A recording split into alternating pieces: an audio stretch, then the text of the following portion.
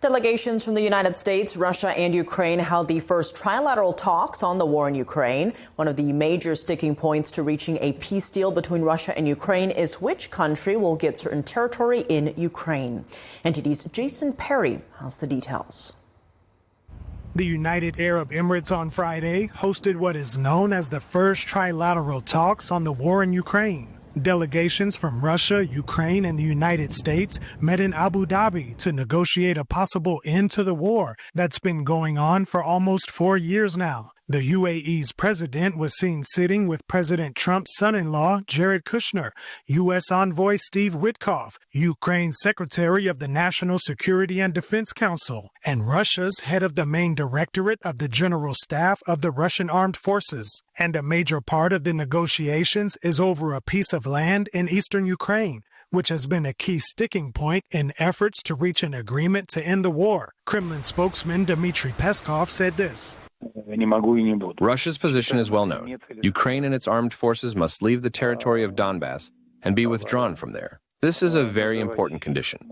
However, Ukrainian President Vladimir Zelensky has refused to give up land that Russia has not been able to capture in 4 years of fighting. It is necessary that not only Ukraine wants to end this war and achieve complete security, but that a similar desire somehow arises in Russia as well.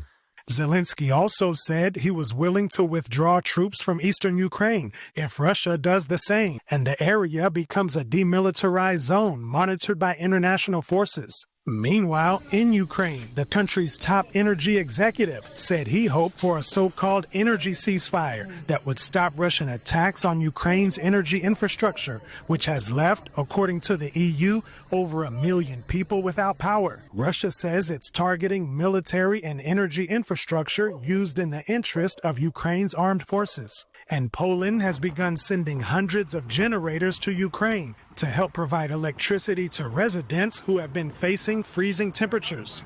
Meanwhile, France released video on Friday showing troops intercepting a ship in the Mediterranean Sea. The ship is suspected of being a Russian Shadow Fleet tanker sailing under a false flag and is now under investigation. Russia has been known to use such vessels to avoid sanctions, and it continues to sell millions of barrels of oil to countries such as India and China. Jason Perry, NTD News.